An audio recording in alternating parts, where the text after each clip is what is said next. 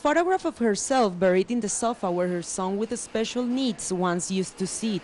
That's the picture Luz Marina uses to represent the murder of her child by the military, who then presented him as a guerrilla in order to boost combat kill rates.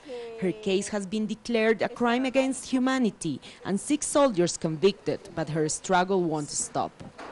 As mothers, wives, and sisters, we minimally need to know the truth on what happened, but what I see is that the responsibility is always attributed to the insurgency, while the government, the state, and the military leadership are not really willing to acknowledge the huge human rights violations that they have perpetrated. Luz Marina is part of the so-called Mothers of Soacha, 19 mothers of young Colombians who are among the over 5,000 murdered by soldiers in what is known as the false positive scandal. The photographer behind the pictures of the mothers is Carolina, who explains the purpose of these symbolic images. We seem not to be aware that in Colombia we live above a mass grave, and that's the reason why I use soil in my work to represent the burials of victims, in this case of the sons of these mothers who were not just disappeared and executed, but also their identities were attempted to be erased. Along with the symbolic representation of the mothers of Soacha are also the portraits of hundreds of victims of state crimes, everything carefully displayed at the campus of a public university. I cannot imagine the sorrow that the families of each of these persons had to pass through. It is certainly despairing. I believe we students should be the critical conscious and make visible what happens within our society. We must acknowledge our dead as really valuable people that didn't give their lives in vain. In the wake of the current peace process, the historical memory of the armed conflict and its victims has emerged as a key element for peace construction.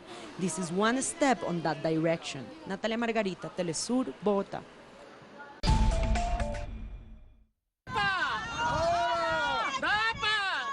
From Arlington, Virginia, all the way to the White House, families and immigrants' rights activists marched Friday commemorating the anniversary of an immigration executive order announcement and demanding a continued fight for these legislations from the Obama administration.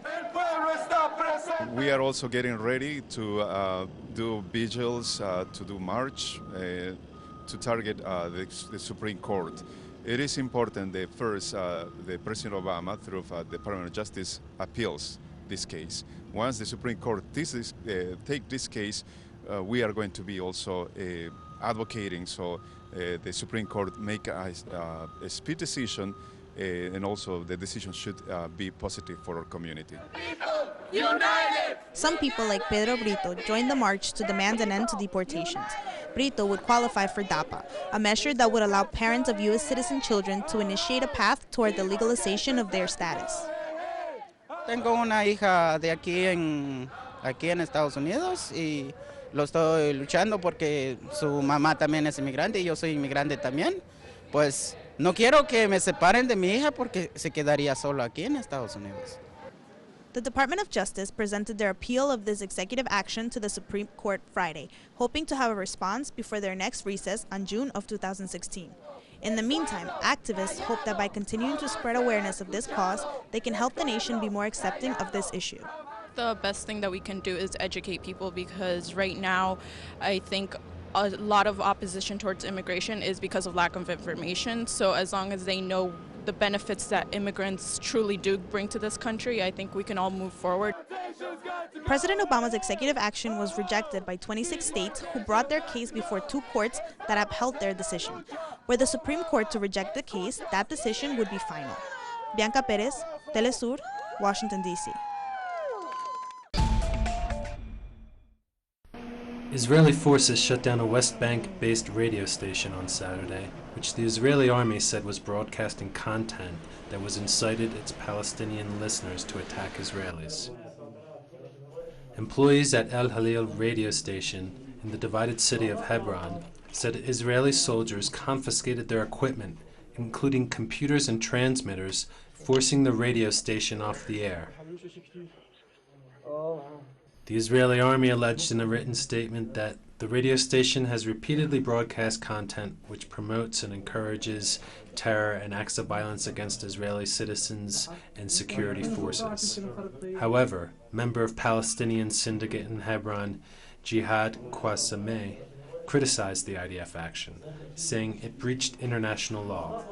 80 Palestinians have been killed by Israeli forces in a wave of violence over the past 7 weeks.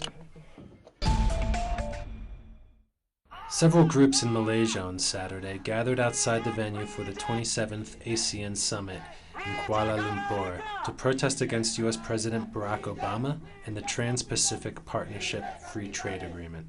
The groups carried placards and chanted slogans against both the U.S. and President Obama, who has made the TPP a major part of his government's foreign economic policy.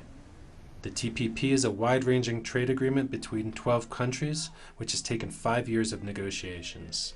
Another protester warned Malaysian Prime Minister Najib Razak against signing the TPP pact or risk being voted out of office.